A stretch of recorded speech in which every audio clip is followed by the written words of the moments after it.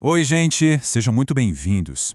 Olha só, é inegável que hoje em dia um cansaço absurdo parece pairar sobre quase todo mundo. Sabe aquela exaustão que não é só de ter corrido uma maratona, mas sim uma sobrecarga mental e emocional constante que simplesmente não passa? Pois é, o nosso objetivo nesta análise de hoje é fazer um diagnóstico bem preciso dessa fadiga moderna. E para isso, a gente vai mergulhar na obra filosófica super influente do Byung-Chul Han. A ideia aqui é decodificar a nossa realidade e entender o que é que está literalmente esgotando as nossas mentes. O material que vai guiar a nossa exploração é o livro Sociedade do Cansaço. E o que torna a perspectiva desse autor tão reveladora, tão genial mesmo, é que ele tira aquele peso de culpa das nossas costas. O esgotamento não é tratado como uma falha individual em, sei lá, gerenciar o próprio tempo ou as emoções. Nada disso. Na verdade, a gente está falando de um problema sistêmico profundo. O livro propõe que o nosso cansaço é sintoma de uma sociedade que mudou totalmente o seu jeito de funcionar. Bom, para a gente entender isso direito, nosso roteiro vai passar por 6 pontos essenciais: o paradigma da era imunológica, a violência do excesso positivo, o que vem depois da sociedade disciplinar, os sinais práticos do burnout, o valor do tédio profundo e, por fim, a nova sociedade do cansaço. Vamos lá? Começando pelo nosso primeiro ponto, a mudança para o paradigma da era imunológica. A grande sacada aqui é entender que as doenças evoluem lado a lado com a sociedade humana. Cada época tem as suas enfermidades características. Dá uma olhada nessa comparação na tela. Existe um contraste gigante entre o passado recente e o nosso presente. O século XX foi todinho moldado por um paradigma que a gente chama de imunológico. Pensa comigo, o foco era total na defesa contra ameaças externas, o vírus, o inimigo, o estranho. Tinha um muro bem definido, sabe? O que está dentro precisava ser protegido do que vinha de fora. Mas aí chegamos no século XXI, a era neuronal. As doenças que definem a nossa época, tipo depressão, TDAH e o próprio burnout, não vêm de um vírus invasor ou de um medo do estranho. Elas surgem de um excesso do mesmo, um acúmulo interno. A gente não está mais lutando contra um invasor externo, a gente está lutando contra os nossos próprios processos neuronais. Isso leva a gente direto para a nossa segunda sessão, a violência do excesso positivo. É aqui que entra o nosso inimigo invisível.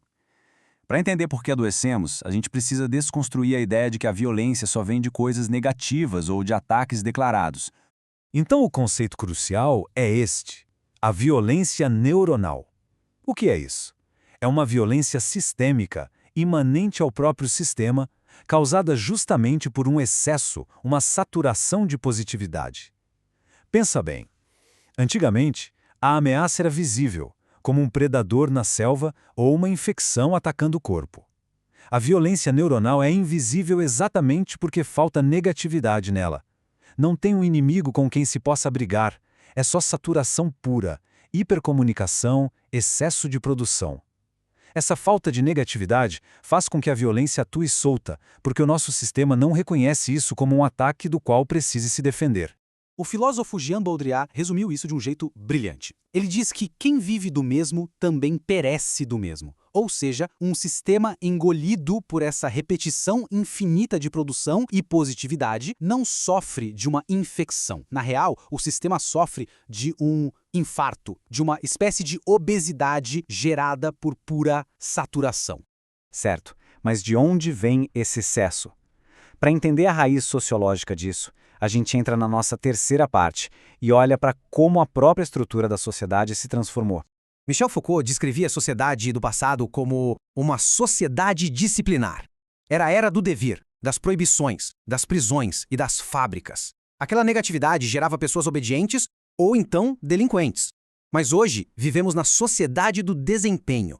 Trocamos os muros pesados por escritórios envidraçados e academias de ginástica. Aquele não faça isso sumiu e deu lugar para o famoso Yes We Can, o projeto, a motivação e a iniciativa. É um mandado super positivo. Só que em vez de produzir delinquentes, produz indivíduos depressivos e esgotados. E aí fica a grande pergunta no ar: se a gente é totalmente livre para realizar, para empreender e alcançar o sucesso sem aquelas proibições antigas, por que existe essa sensação constante de estarmos em guerra com nós mesmos? A resposta filosófica para isso é a exploração internalizada. A queda daquela figura do chefe opressor ou da autoridade externa não trouxe a verdadeira liberdade. Pelo contrário, ela fundiu a liberdade com a coerção. Na sociedade do desempenho, o indivíduo é, ao mesmo tempo, o senhor e o escravo. E vamos ser sinceros, a autoexploração é muito mais eficiente do que ser explorado por terceiros, porque ela vem disfarçada de liberdade. O agressor e a vítima habitam exatamente o mesmo corpo. Vamos trazer tudo isso para nossa realidade prática na quarta sessão. Como é que essa teoria toda se mostra no nosso dia a dia, principalmente no ambiente de trabalho? Aqui a gente tem um dia prático para identificar os sinais desse esgotamento. O primeiro sinal é aquela sensação de ser o próprio feitor e escravo, sentindo a obrigação constante de render o máximo o tempo todo. O segundo indicador é a incapacidade quase estrutural de dizer não, que é gerada por esse excesso de positividade. O terceiro é a hiperatenção dispersa, quando a gente não consegue mais focar profundamente em nada. E o quarto é a autoagressão. O indivíduo deprimido é, na verdade, o ferido, o grande inválido dessa guerra internalizada que a pressão do desempenho causou. E o texto faz uma analogia que é de explodir a cabeça. A gente costuma exaltar quem é multitarefa no escritório como se fosse o auge da evolução. Mas, na verdade, a multitarefa não é um avanço, é uma regressão.